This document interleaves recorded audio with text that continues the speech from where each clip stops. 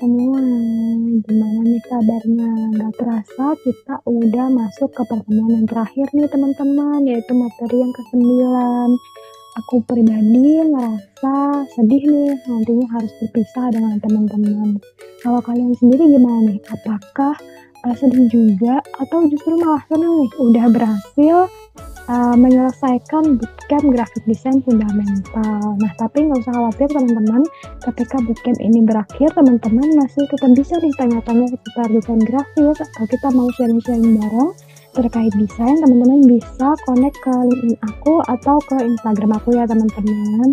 Nah, oke, langsung aja kita mau masuk ke materi yang ke-9, materi yang terakhir, yaitu tentang gaya desain nih teman-teman. Jadi yang bisa bergaya bukan manusia doang, tapi desain juga punya gayanya masing-masing nih teman-teman. Langsung aja aku share materinya ya. Oke teman-teman, kita kali ini di materi terakhir bakalan ngebahas tentang desain style. Kita akan menggali keunikan dalam setiap pilihan desain. Oke, sebelum itu seperti biasa, aku bakalan nge-spill pokok bahasan kita di materi kali ini tuh ada apa aja sih. Yang pertama, kita akan memahami konsep desain style terlebih dahulu ya teman-teman. Kemudian yang kedua adalah urgensi memahami desain style. Kemudian yang ketiga kita akan membahas jenis-jenis desain style itu ada apa aja sih. Dan yang terakhir adalah langkah menerapkan desain style nih teman-teman. Oke, kita terlebih dahulu akan memahami konsep dari desain style itu sendiri. Jadi apa sih desain style itu? Nah, desain style adalah karakter visual atau estetika yang tercermin dalam sebuah karya desain. Setiap gaya desain memiliki ciri khasnya sendiri yang membedakannya dari yang lain. Nah, tentunya teman-teman ketika melihat sebuah desain, yang satu desainnya ini minimalis dan modern.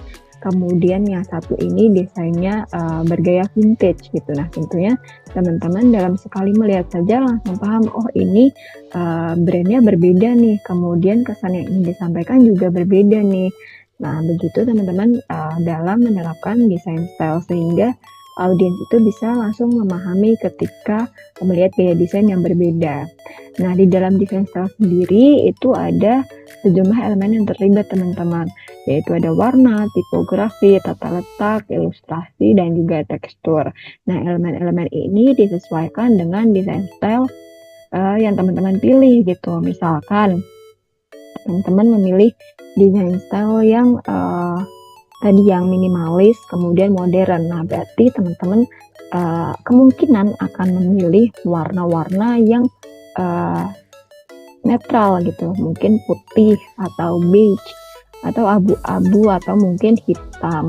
Kemudian untuk tipografinya juga font mungkin bisa menggunakan sans serif untuk kesan elegan, mungkin dipadukan juga dengan serif untuk kesan klasik. Kemudian tata letaknya juga memperhatikan grid system, dan ilustrasinya juga menggunakan ilustrasi-ilustrasi atau elemen-elemen yang minimalis gitu. Dan untuk tekstur mungkin bisa menggunakan tekstur yang transparansinya rendah seperti itu. Oke, nextnya adalah urgensi memahami desain style. Nah, kenapa sih kita harus memahami gaya-gaya dalam desain nih teman-teman? Yang pertama adalah membangun identitas merek. Gaya desain yang tepat dapat memperkuat identitas merek dan membuatnya mudah dikenali. Nah, jadi teman-teman ketika memiliki sebuah brand itu memang harus memilih gaya desain yang sesuai dengan yang ingin teman-teman sampaikan gitu.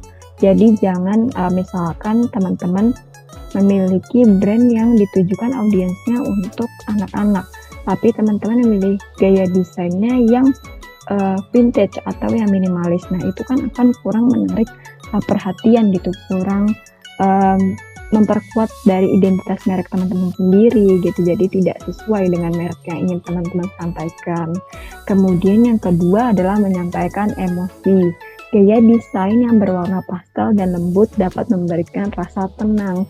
Nah, ini terkait juga dengan psikologi warna ya teman-teman, di mana warna ini tentunya sangat berperan dalam menyampaikan emosi gitu. Dari masing-masing warna memiliki efek psikologisnya masing-masing. Kita sudah mempelajari beberapa efek psikologis warna di dalam materi teori desain kemarin.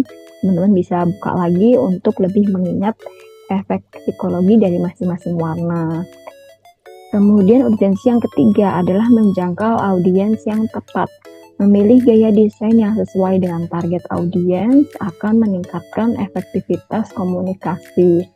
Nah, jadi teman-teman seperti yang udah aku singgung sebelumnya, kalau misalkan memang kita mau membuat brand yang ditujukan audiensnya adalah anak-anak, tentunya kita harus memilih gaya desain yang ceria, yang colorful, terus yang menggunakan warna-warna yang cerah gitu ya. Berbeda dengan ketika audiensnya adalah konsumen dengan gaya menengah ke atas gitu ya, tingkat ekonominya menengah ke atas, yang elegan, yang classy, mewah. Tentunya kita memilih gaya desain yang lebih cenderung minimalis dan modern gitu. Kemudian urgensi yang keempat adalah menciptakan konsistensi. Gaya desain yang kohesif memastikan semua elemen visual saling melengkapi dan menciptakan kesan profesional.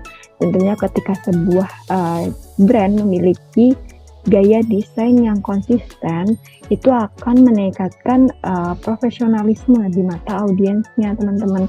Berbeda ketika misalkan sebuah brand di minggu ini mau gaya desainnya yang minimalis, terus minggu depan ganti lagi gaya desainnya jadi vintage, terus di minggu berikutnya ganti lagi jadi gaya desainnya yang ceria gitu. Nah, itu akan sulit gitu untuk dikenali oleh audiensnya. Nah, berikutnya kita bakal masuk ke jenis-jenis desain style nih teman-teman. Mungkin teman-teman di sini juga udah ada beberapa yang tahu jenis-jenis desain style itu ada apa aja. Mungkin juga udah sering teman-teman praktekkan nih di desainnya teman-teman gitu ya. Oke, yang pertama ini yang udah sering banget aku sebut ya dari tadi, yaitu desain minimalis. Di mana desain minimalis ini adalah gaya desain yang lebih menonjolkan kesederhanaan dengan elemen yang bersih dan fokus pada fungsionalitas gitu ya teman-teman. Ini biasanya teman-teman bakalan temuin desain minimalis itu di brand-brand yang kesannya lebih mewah gitu teman-teman. Biasanya dia lebih memilih desain yang minimalis. Nah, ciri khasnya adalah penggunaan white space yang signifikan. Jadi memang untuk desain yang minimalis itu lebih banyak ruang kosongnya teman-teman daripada motif-motif atau elemen-elemen yang terlalu banyak itu tidak digunakan di dalam desain yang minimalis. Kemudian warna netral atau palet warna terbatas.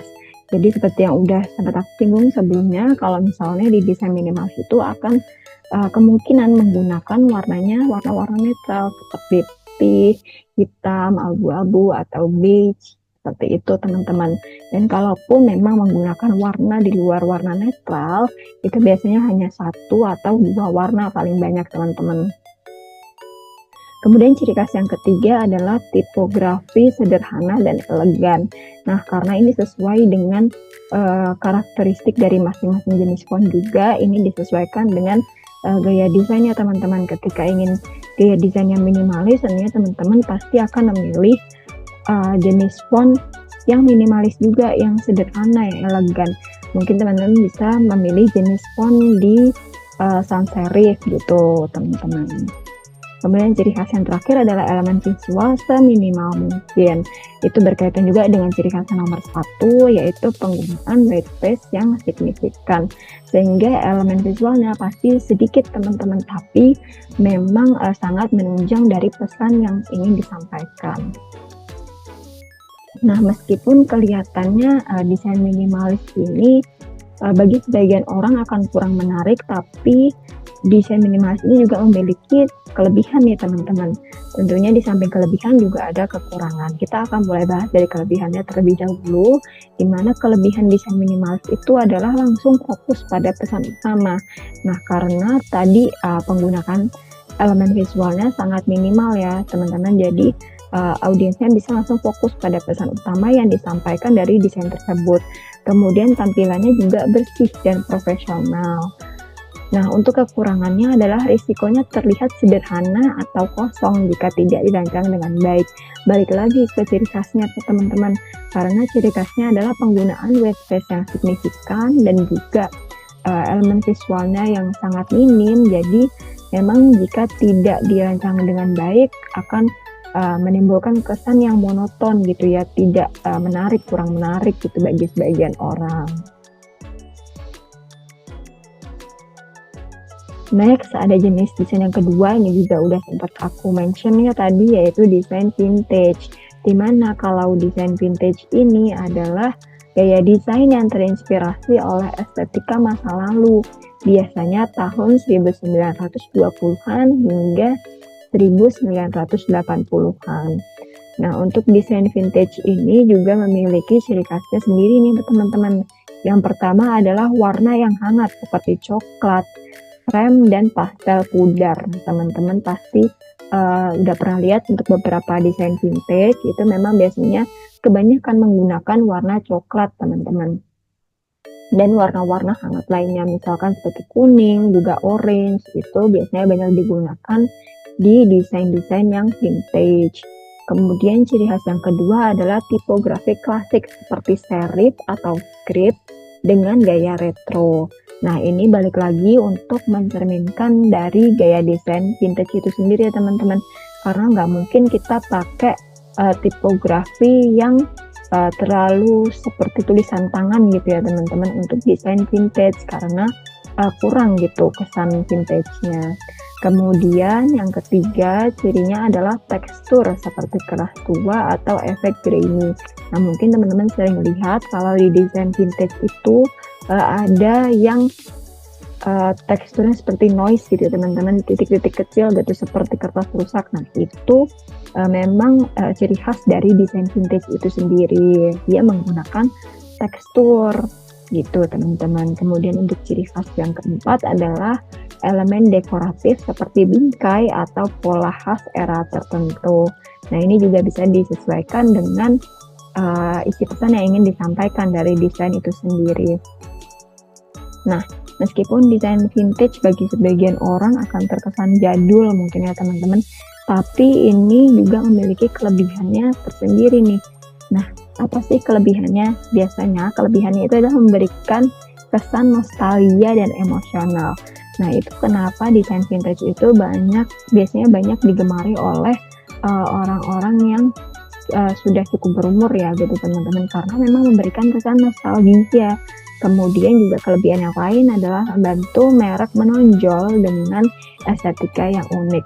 Nah, meskipun banyak digemari oleh audiens yang sudah cukup berumur, tapi desain vintage ini juga tidak menutup kemungkinan disukai oleh Gen Z bahkan Gen Alpha teman-teman, karena memang desain vintage ini memiliki kesan yang unik gitu, kesan yang khas yang tidak dimiliki di gaya desain yang lain.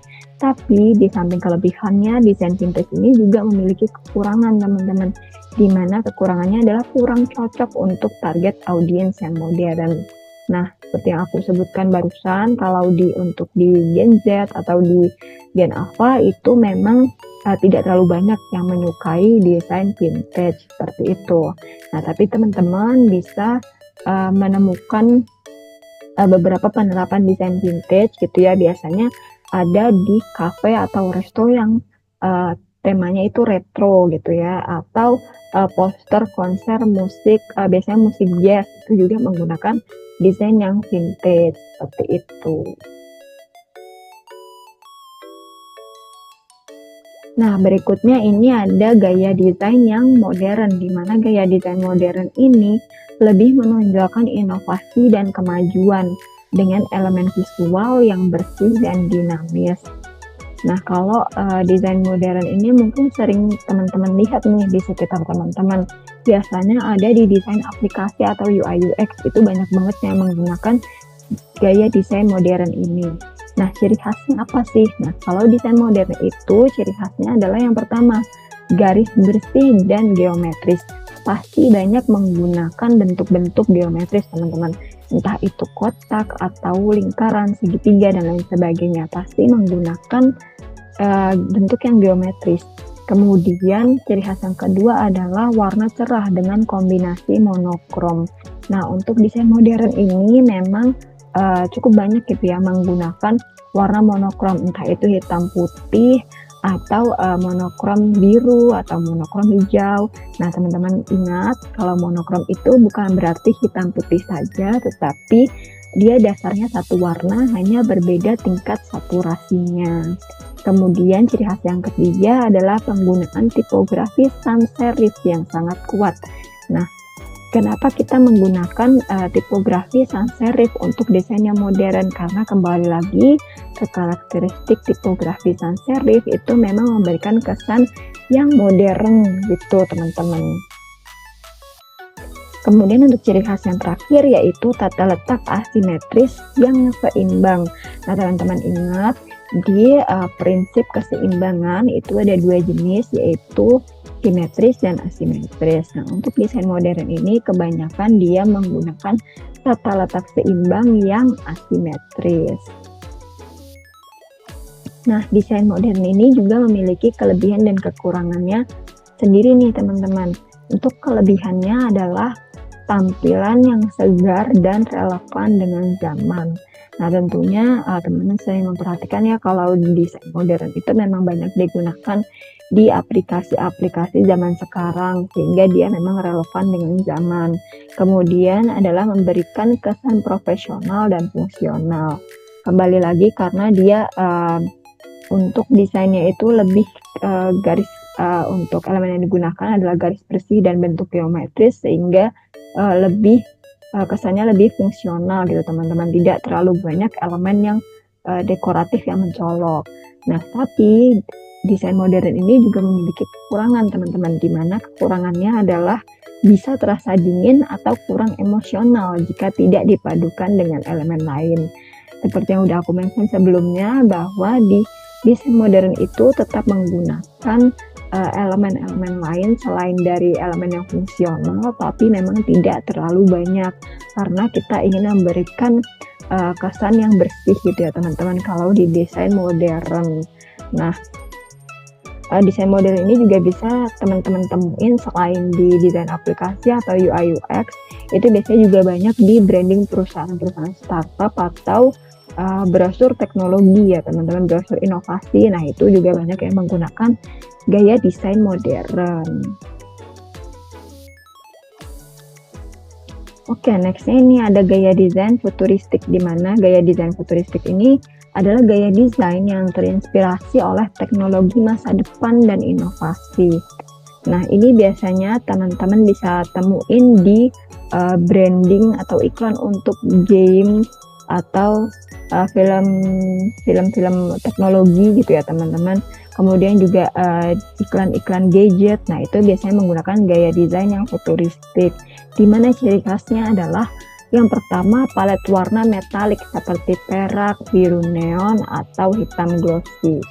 Nah, ini teman-teman bisa perhatikan di penerapan-penerapannya seperti tadi branding untuk game, dia memang biasanya banyak menggunakan warna-warna di warna perak atau biru neon teman-teman.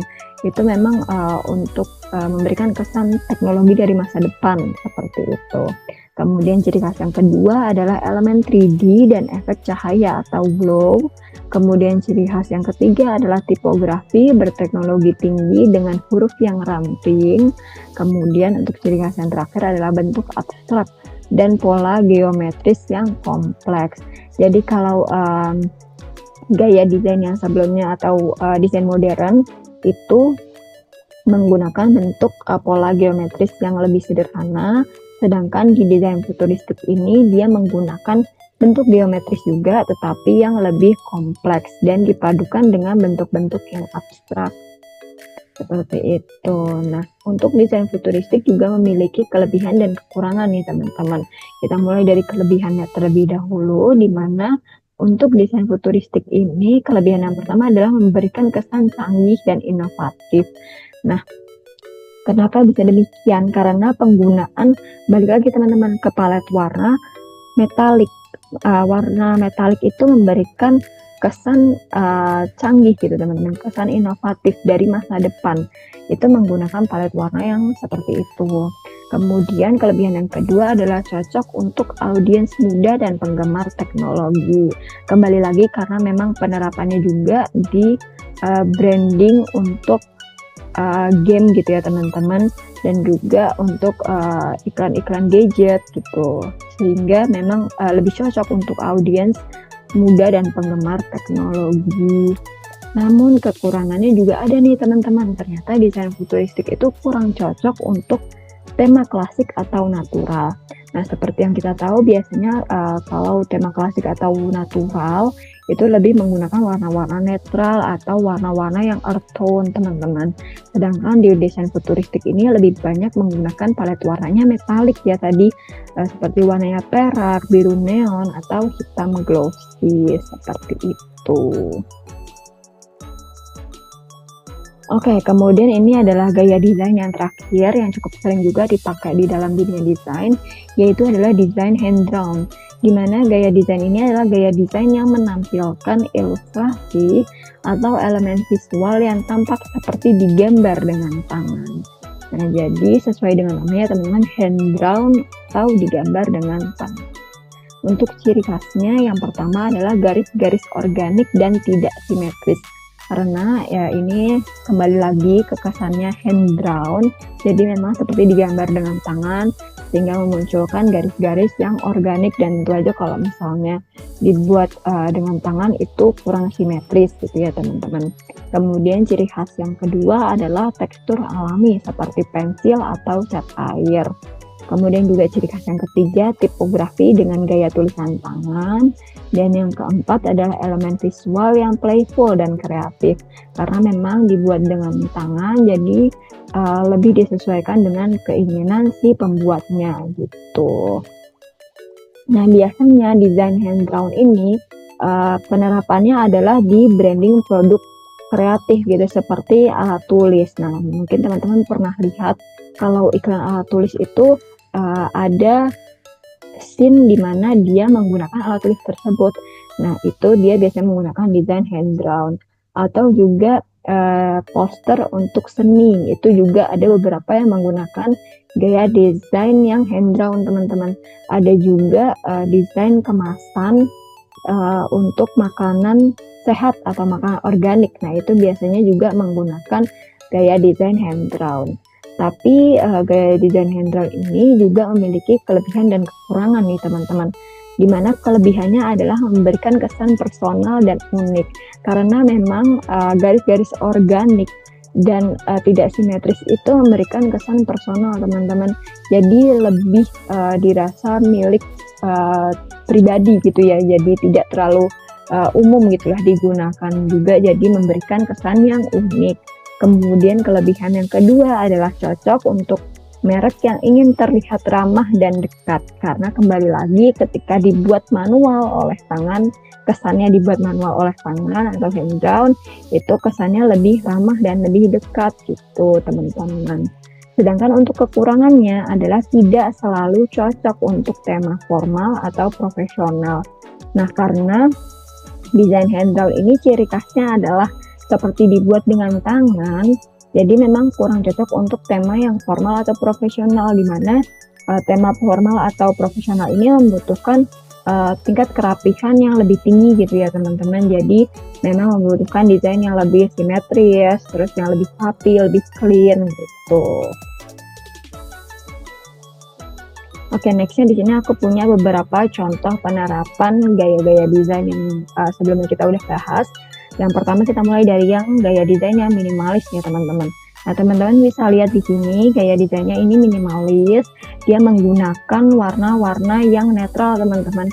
Yaitu ada warna hitam, kemudian ada warna putih, dan juga sedikit abu-abu di bagian desain di belakangnya ini, di backgroundnya ini.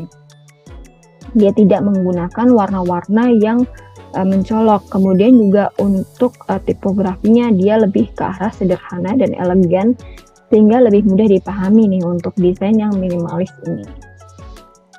Nah, berikutnya ini ada contoh penerapan untuk yang desain vintage nih teman-teman. Seperti yang udah aku singgung sebelumnya, kalau desain vintage itu pasti memiliki warna yang arahnya ke hangat seperti coklat atau orange. Nah, di sini ini dia menggunakan warna yang coklat kemerahan, teman-teman.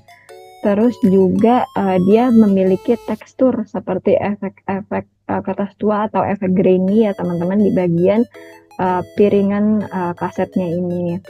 Jadi dia sangat menerapkan gaya desain vintage di bagian elemen ini, teman-teman. Seperti itu.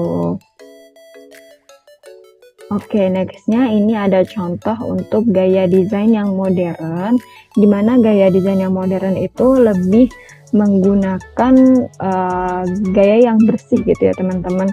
Terus juga menggunakan tipografinya itu jenis font pemilihannya adalah sans serif, di mana sans serif itu ciri khasnya dia tidak memiliki coretan kaki di ujung-ujung hurufnya. Teman-teman bisa perhatikan di sini untuk teks yang dia gunakan itu semuanya tidak ada yang menggunakan jenis selain sans serif ya, teman-teman. Terus juga tata letaknya asimetris tapi tetap seimbang, seperti itu. Kemudian kita ada contoh gaya desain yang futuristik. Nah, tadi aku udah sempat mention untuk gaya desain yang futuristik itu dia ciri khasnya adalah palet warna yang metalik seperti perak, biru neon, atau hitam glossy. Nah, teman-teman bisa perhatikan di sini dia menggunakan warna perak, teman-teman, untuk di elemen yang di belakang ini. Kemudian juga dia menggunakan elemen 3D dan efek cahaya atau glow. Nah, teman-teman ini lihat ya, untuk di elemennya dia memang menggunakan efek yang 3D gitu ya. Terus dia juga menggunakan elemen-elemen yang abstrak di bagian belakang. Seperti itu.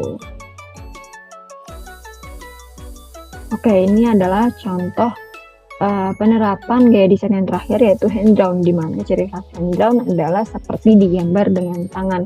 Teman-teman perhatikan untuk gambarnya, dia memang garis-garisnya organik ya, teman-teman, dan tidak simetris. Terus juga untuk tipografinya dia lebih menyerupai ke arah tulisan tangan gitu ya, teman-teman. Oke, kita nextnya adalah langkah menerapkan design style nih, teman-teman. Nah, untuk menerapkan sebuah design style, tentunya teman-teman pertama harus menentukan palet warnanya terlebih dahulu. Nah, gimana sih? Kenapa kita harus menerapkan palet warnanya terlebih dahulu? Nah, karena teman-teman ketika awalnya sudah memilih salah satu gaya desain, misalkan tadi gaya futuristik, berarti teman-teman harus menentukan palet warnanya. Teman-teman entah menggunakan perak atau biru neon atau hitam glossy. Nah, jadi teman-teman harus menentukan palet warnanya terlebih dahulu. Kemudian yang berikutnya adalah memilih tipografi utama dan pendukung. Nah, balik lagi, tadi kalau misalkan teman-teman mau desainnya yang minimalis, nah berarti teman-teman harus menggunakan jenis font yang klasik dan modern gitu ya, teman-teman. Bisa menggunakan fontnya serif atau sans serif seperti itu. Kemudian berikutnya adalah kita membuat mood board, dimana mood board ini akan membantu teman-teman untuk membuat desain yang sesuai dengan pilihan gaya desainnya teman-teman. Misalkan teman-teman mau bikin gaya desain yang futuristik. Nah, terus teman-teman isi desainnya misalkan terkait dengan iklan gadget keluaran terbaru gitu ya misalkan. Jadi teman-teman bisa cari di platform referensi desain, yaitu misalkan poster gadget atau mungkin flyer gadget. Nah, itu teman-teman bisa bikin mood board-nya. Dia membutuhkan warna pelengkapnya tuh warna apa aja, terus mungkin menggunakan elemennya seperti apa. Nah, itu teman-teman bikin mood board seperti itu. Kemudian yang terakhir adalah menciptakan prototype desain. Nah, setelah menciptakan mood board, nah teman-teman udah tahu mau bikin desain seperti apa, baru deh teman-teman bikin prototype desain yang teman-teman butuhkan seperti itu. Oke, ini yang terakhir adalah eksplorasi kombinasi style. Nah, jadi style-style atau gaya-gaya desain yang sebelumnya itu bisa teman-teman kombinasikan antara satu dengan yang lain. Tapi Di sini juga ada beberapa tipsnya gitu ya teman-teman. Yang pertama adalah pilih gaya yang dominan. Tetapkan salah satu gaya sebagai elemen utama, kemudian tambahkan elemen dari gaya lain sebagai aksennya. Nah, misalkan teman-teman mau pilih gaya dominannya adalah desain yang minimalis, tapi teman-teman bisa nih misalkan mau menambahkan gaya desain yang futuristik sebagai elemen tambahan. Nah, itu teman-teman bisa gabungkan dua style itu gitu. Tapi tetap salah satu desainnya itu harus lebih dominan. Begitu teman-teman. Kemudian untuk tips yang kedua yaitu pastikan elemen saling melengkapi. Jangan biarkan elemen dari gaya berbeda saling bertentangan secara visual. Nah, misalkan teman-teman mau menggabungkan gaya desain yang vintage dengan gaya desain yang futuristik. Nah, itu kan cukup berseberangan ya teman-teman, dimana vintage itu lebih menggambarkan ke masa lalu tahun 1900-an, sedangkan futuristik itu lebih menggambarkan masa depan gitu, lebih menggambarkan inovasi. Nah, itu teman-teman harus lebih jeli lagi untuk memilih elemennya atau memilih tipografinya. Itu jangan sampai mereka itu bertentangan antara desain yang satu dengan gaya desain yang lain. Kemudian untuk tips yang terakhir adalah gunakan elemen sama. Misalnya jika memadukan retro dan modern, gunakan palet warna yang serupa untuk menciptakan kesatuan. Nah, selain dari mengkombinasikan gaya desain itu melalui elemen-elemen desain atau visual-visualnya, nah teman-teman juga bisa memadukan dari palet warnanya. Seperti contohnya di sini ada retro dan modern, dimana kalau misalkan teman-teman di retronya pengen warnanya merah, kuning, dan orange, kemudian di modernisnya pengen warna ada warnanya orange, kemudian putih dan krem. Nah, itu teman-teman bisa padukan di bagian warna orange-nya dan mengurangi salah satu palet warnanya. Misalkan yang di retro teman-teman kurangin warna merahnya, dan yang di modern misalkan teman-teman kurangin warna kremnya, seperti itu, supaya tidak terlalu banyak warna dalam satu desain begitu teman-teman. Oke, sekian materi terakhir ya teman-teman, materi 9 nih, udah materi terakhir banget di bootcamp graphic design fundamental. Tentunya aku ngucapin banyak terima kasih juga buat teman-teman udah ngikutin dari materi yang pertama sampai materi yang terakhir. Tapi sebelum itu kita bakalan move ke Canva dulu. Kita bakalan lebih mendalami nih ya untuk gaya-gaya desain, bagaimana satu pesan itu ketika dikemas dengan gaya desain yang berbeda akan menimbulkan kesan yang berbeda. Aku bakalan kasih contoh 2 atau 3 gaya desain ya teman-teman. So aku bakalan buka dulu Canva-nya ya. Nah, oke teman-teman, ini aku udah buka Canva-nya.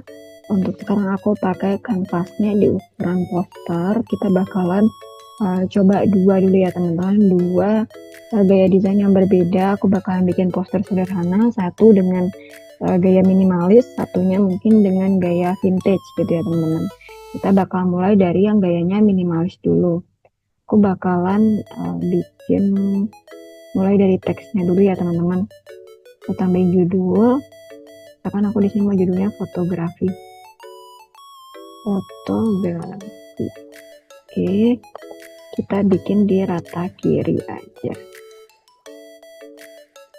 Kita taruh di ujung sini. Jarak garisnya kita kurangin. Oke, kita kecilin aja ukurannya.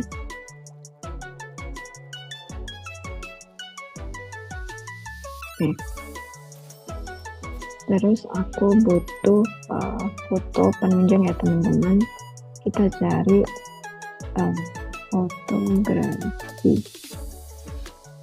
Kita cari di foto. Kita pilih aja yang sesuai dengan kebutuhan kita gitu ya teman-teman. Atau mungkin aku mau cari untuk foto penunjangnya adalah model gitu teman-teman.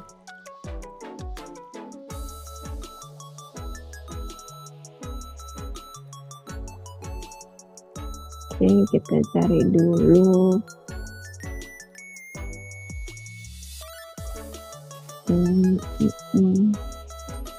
Oke, mungkin aku mau pakai ini teman-teman. Kita kecilin sedikit ukurannya di 3:4 aja mungkin. Oke, kita kecilin cukup segini aja. Oke, ini terusnya kita naikin. Terus aku bakalan duplicate. Aku bikin tulisannya studio. Terus aku geser gini. Aku bakalan taruh di sebelah sini. Ini berarti kita gedein sedikit ya teman-teman.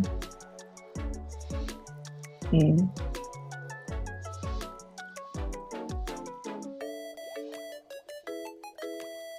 Nah, terus kalau udah aku bikin keterangan sedikit di bagian bawah sini.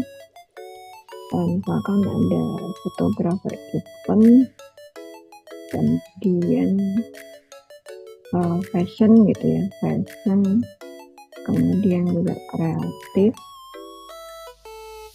dan wedding gitu ya, wedding.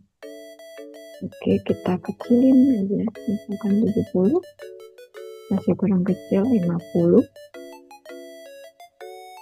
40 mungkin.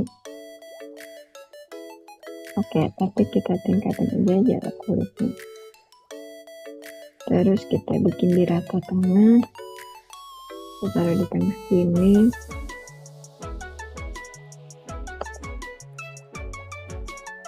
Terus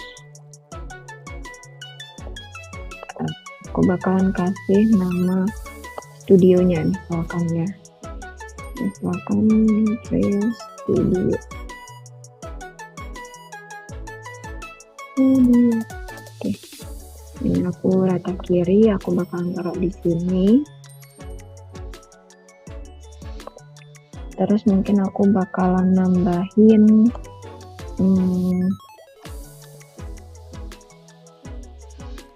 alamat studio gitu ya, misalkan teman-teman. Aku misalkan taruh aja di East Java gitu misalkan. Aku bakalan taruh di tengah, kita di sini. Aku naikin. Ini nggak usah di bold. Oke. Terus mungkin aku bakalan agak kecilin ukurannya.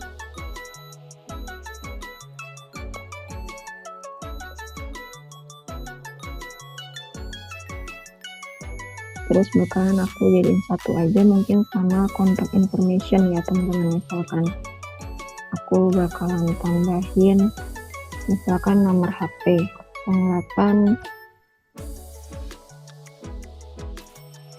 12 gitu ya teman-teman misalkan. Oke. Terus karena terlalu sepi aku bakalan tambahin bentuk aja teman-teman. Aku bakalan tambahin bentuk kotak aja teman-teman. Kita pakai di sebelah sini. Ya, kita bikin outline aja ya teman-teman, supaya tidak terlalu berat. Kita pakai ketebalan 4, warnanya hitam putih aja. Terus mungkin kita mau kasih tambahan kotak di bagian sini.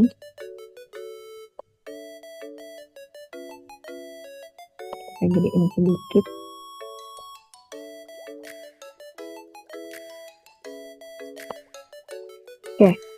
Oke, mungkin seperti ini aja teman-teman untuk desain poster sederhana. Ini menggunakan gaya yang minimalis gitu. Tapi akan berbeda ketika kita mau bikin gayanya jadi vintage. Nih, aku duplicate ketika menggunakan gaya yang lebih vintage gitu. Kita ganti warnanya teman-teman. Kita ganti warnanya misalkan karena vintage itu cenderung warna-warnanya hangat, kita ganti aja arah warnanya, kita ke, mungkin kita bisa pakai palet warna ya teman-teman. Aku di sini akan pakai palet warna ini. Nah, aku taruh di sebelah sini. Terus untuk fontnya aku bakalan ganti warna jadi yang lebih hangat teman-teman. Terus yang ini juga bakalan aku ganti jadi warna ini. Terus fotonya juga bakalan aku ganti. Kita cari lagi model.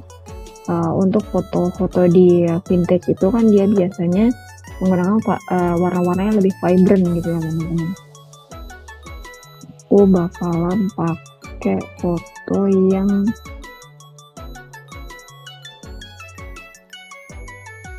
ini mungkin ya. Oke, kita pakai ini. Kita atur lagi di bagian lapisannya. Oke, ini kita tarik ke belakang. Terus ternyata setelah kita lihat gini warna tulisannya kurang kelihatan gitu ya teman-teman. Kita edit lagi untuk warnanya,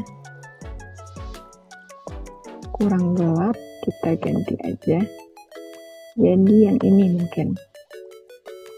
Oke, terus ini juga kita ganti aja warnanya.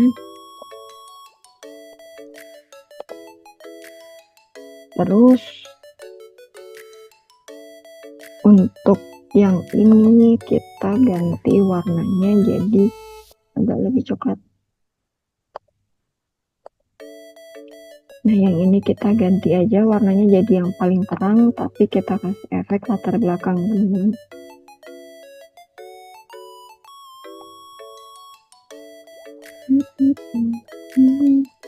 Nah, kita kasih latar belakang gini ya teman-teman. Oke, terus biasanya ciri khas dari desain vintage itu dia menggunakan efek visual gitu ya teman-teman, kayak kertas susu gitu ya. Kita coba aja kertas, kita cari aja, misalkan kita mau pakai yang ini, kita terapkan sebagai latar belakang. Oke, ini kita hapus dulu. Terus ini kita hapusin, ini kita ganti aja jadi lebih ada warnanya. Nggak usah pakai garis tepi, warnanya kita ganti jadi ini mungkin. Terus yang ini juga kita hapus aja garis tepinya dan warnanya kita ganti jadi ini.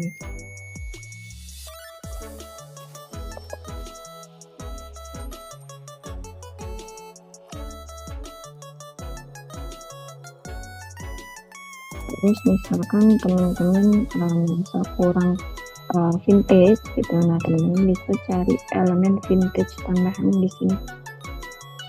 Kita tambahin aja elemennya. Misalkan kita mau pakai yang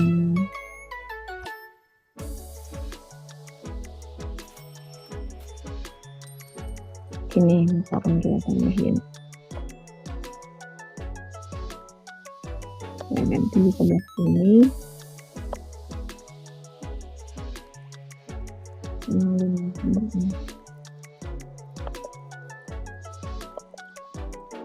Kecilin. Terus misalkan kita mau menambahkan lagi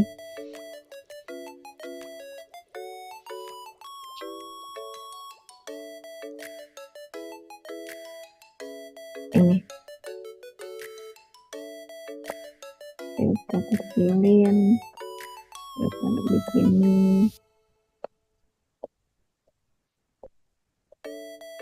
Segini dan ganti di sini. Terus misalkan kita tambahin lagi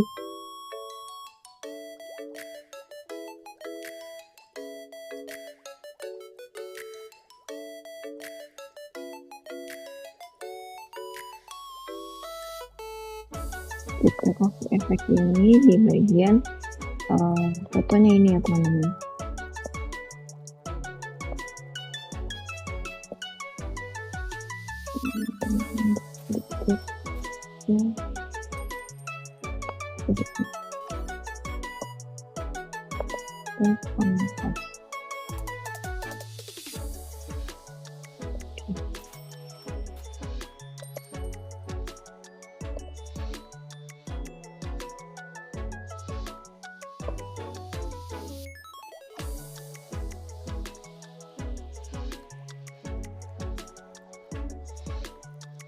Kita turunin sedikit transparansinya, terus kita jadikan satu sama gambarnya.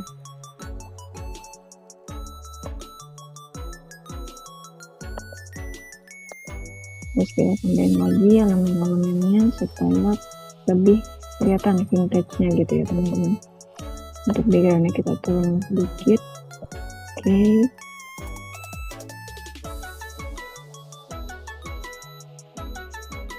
Aku bakal tambahin ini bagian sini.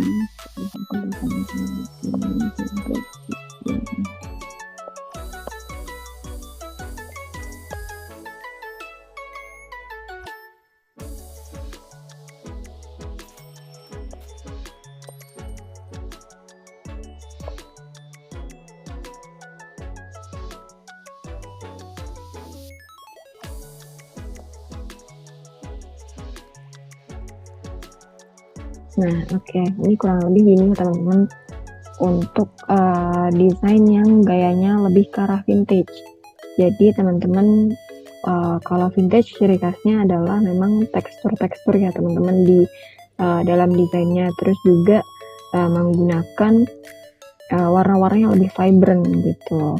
Nah, perbedaannya dengan yang sebelumnya teman-teman bisa lihat kalau yang sebelumnya itu dia lebih minimalis, terus menggunakan warnanya juga warna-warna netral untuk desain yang minimalis. Seperti itu teman-teman. Nah, oke, mungkin udah cukup ya, sekian materinya kita udah selesai sampai materi ke-9, dan juga kita udah ngelakuin praktek-praktek di setiap akhir materi gitu ya teman-teman.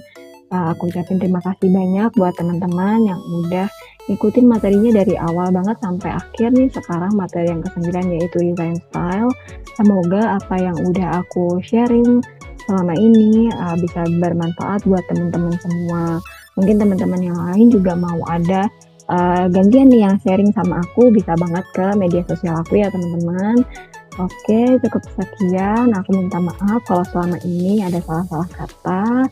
Terima kasih teman-teman, semoga sehat selalu.